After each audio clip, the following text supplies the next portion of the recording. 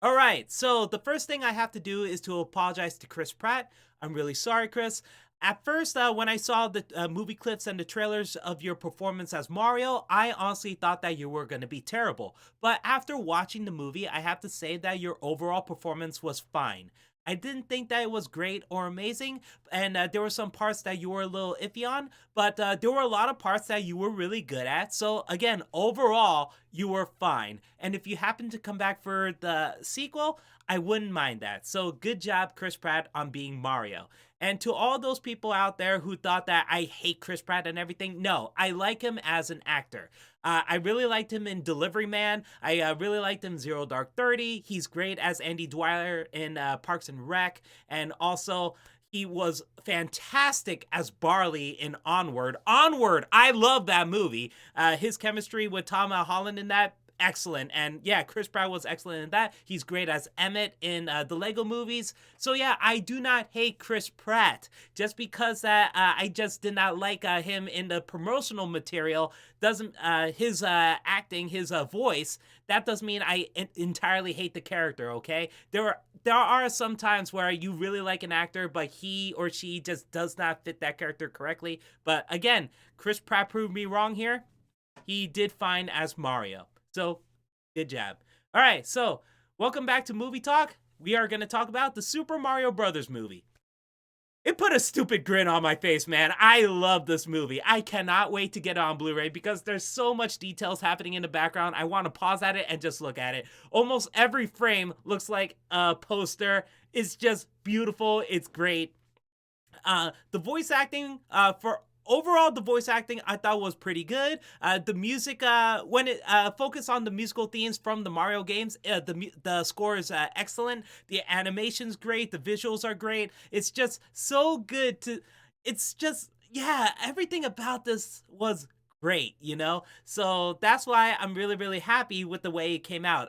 When I first heard that Illumination was making a movie based on the Super Mario Brothers, I thought it was going to be awful because it's Illumination.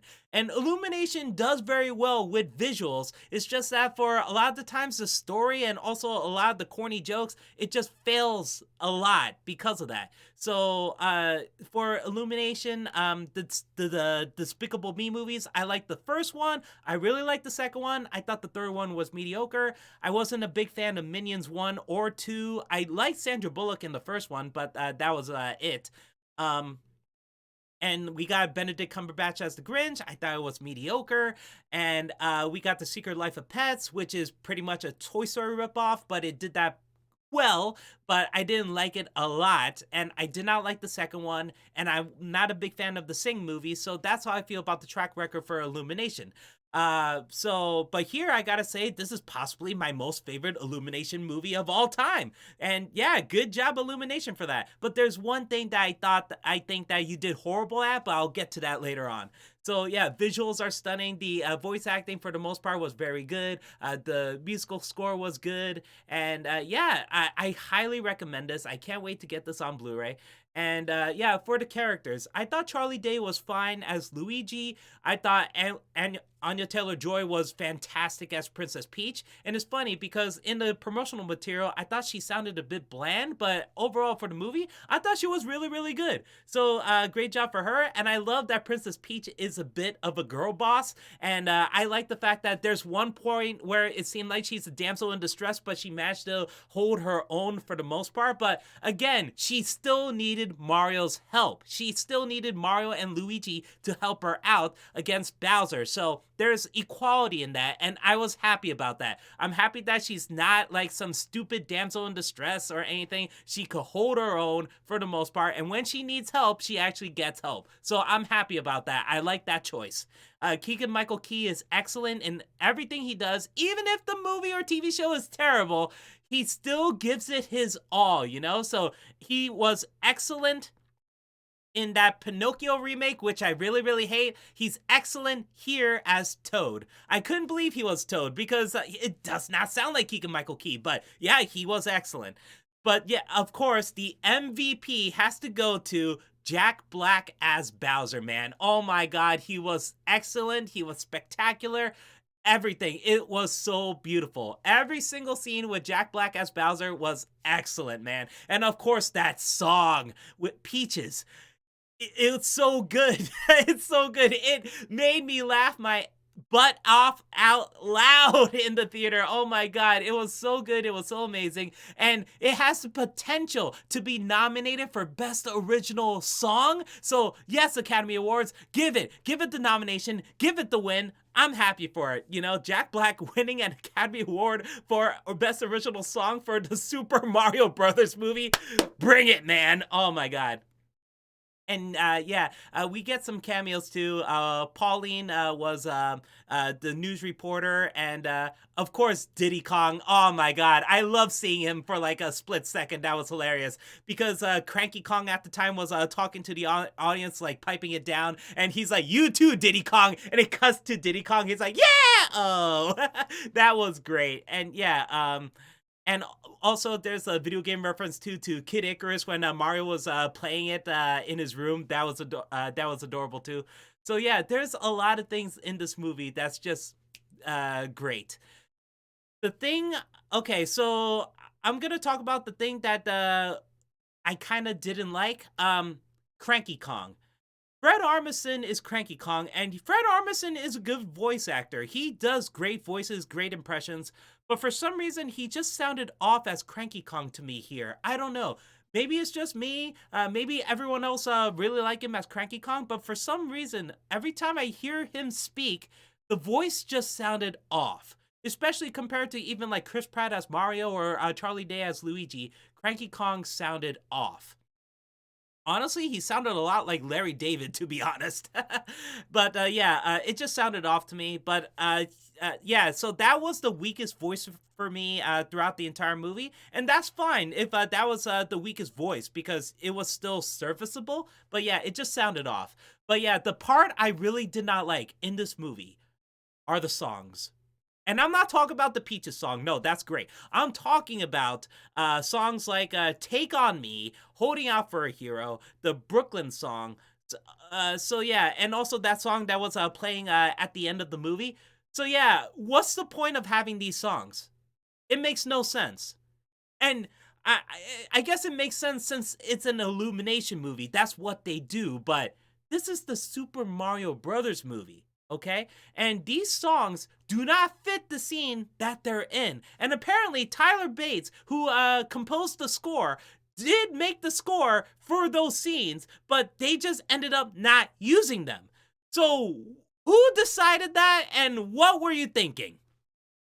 So, yeah, the fact that we heard Take On Me for so long and also Holding Out for a Hero too, we heard that song so many times in movies. Like what is the point of using these songs? Like, is it supposed to be funny? Like, oh yeah, it's hilarious because we can recognize the songs, but it's not funny. It's just cringe.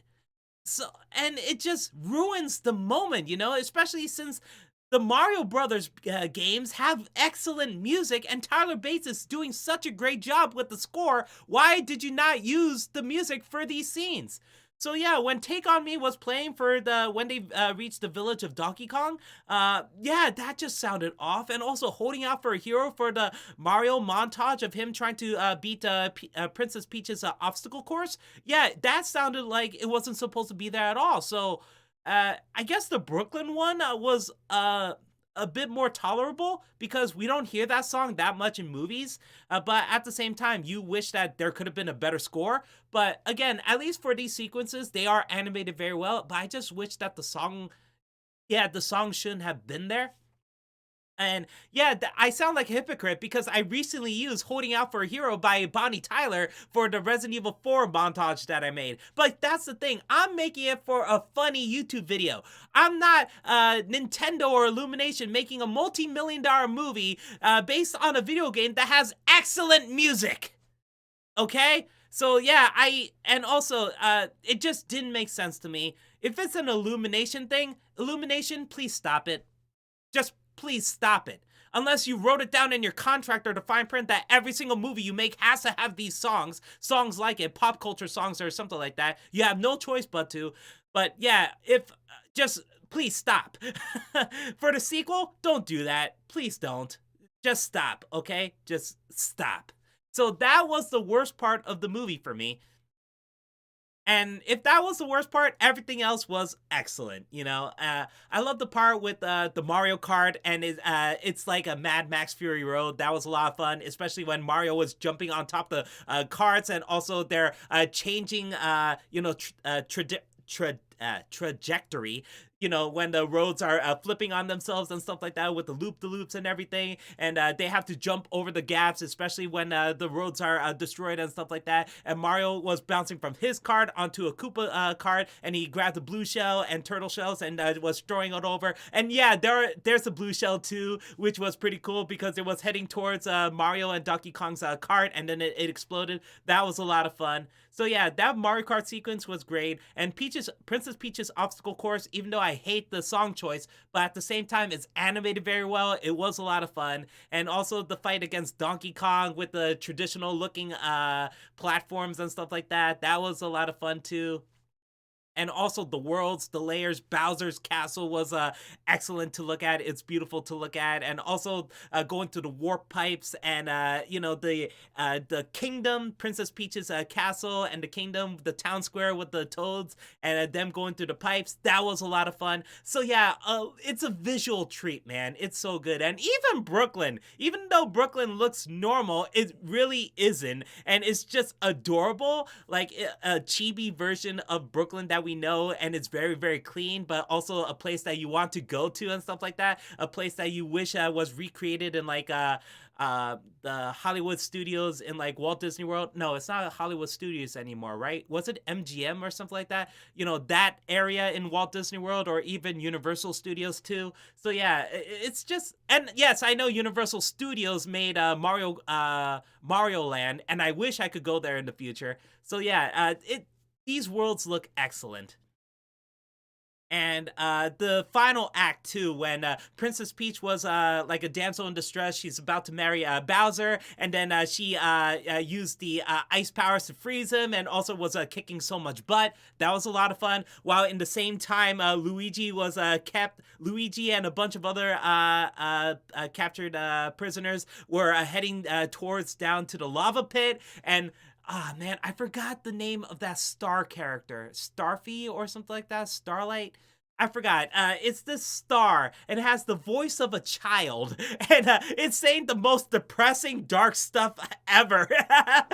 So it's talking about like going into dark abyss, and it's very happy, and it keeps making the Penguin King very depressed. So he's like, "Oh, please stop! It's so depressing," and it wants to feel the warm embrace of death. And then when it was heading towards the lava, it's like, "Wee!" And then once it realized that it's gonna live, it's like, "Boo!" That was hilarious. So yeah, that character was a lot of fun. The dog that was that was hating Luigi. That was a lot of fun too. Yeah. And also we have Charles Martinet as Jumpman, or I believe the character's name is Giuseppe in this. That was a fun callback, and also he was Mario's dad. That was really cool too. We saw Pauline for a few seconds. She's the reporter in this one. So yeah, there's a lot of great stuff in this. And oh, I gotta say, that Mario rap song that they used, I first saw it in the Super Bowl trailer, and they played it in its entirety here, and it's still great. And yeah, I tried out the phone number. The phone number actually works, so that was pretty cool too. In that commercial, Mario and Luigi had the trademark voice accents, so that was a fun callback. Sure, when it got to Chris Pratt and Charlie's Day voices for the characters, I was like, ah, man, I kind of wish that they stuck with Charles Martinet. But at the same time, as time goes on, I got used to the voices. It's just that it felt off to me at the times, like that transition. But again, by the end, I was fine. Um, and yeah, I love seeing the Koopa Troop. I love seeing the Goombas. Everything is animated well, and also, of course, the Bullet Bills as well. The giant one too. That was really cool. And also, we got the Piranha Plants and the Shy Guys. Oh man, that a lot of this movie was just fun, man. So yeah, and of course there's some after credit scenes, and they were a lot of fun too. And again, like I said, that song, the Peaches song, was really really good. And the final act where Princess Peach was kicking butt, and on the bottom level, Mario and Donkey Kong were kicking butt as well. So Mario eats a mushroom and becomes tall, and Donkey Kong wields the fireballs and was shooting at everything. And then Mario ends up getting the Tanuki suit and manages to fly up too, and manages to fly around Bullet Bill as well. That whole sequence was great. The final act was a lot of fun. And I love the banter between Mario and Donkey Kong when Mario and Donkey Kong were inside some whale or creature. I forgot the name of it.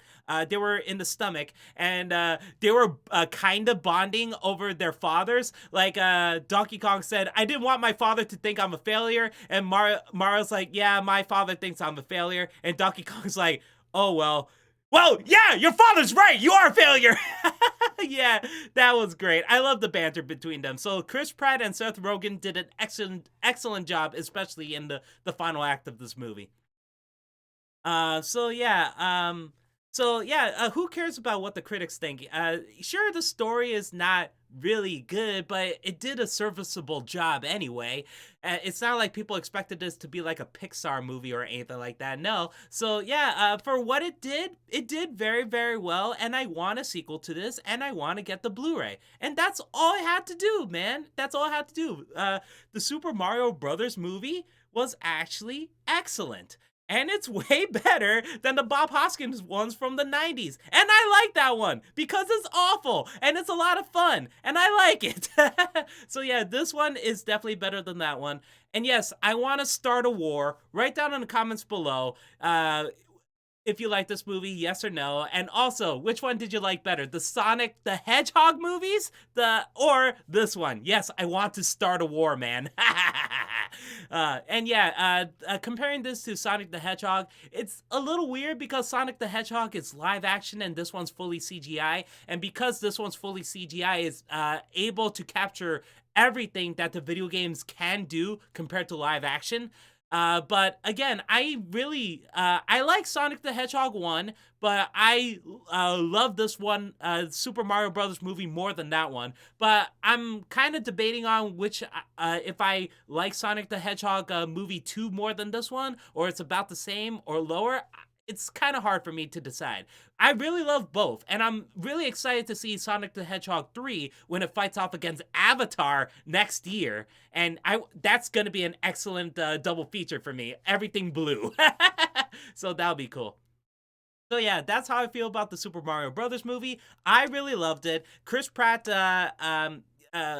proved me wrong. He was fine as Mario, much better than I thought he was going to be. The voice acting I thought for overall was pretty good. Cranky Kong was the one that I thought was a little off. The music, when it didn't have the licensed songs, was excellent. The Peaches song is really, really good. Jack Black as Bowser was excellent. I love the animation. I love the visuals.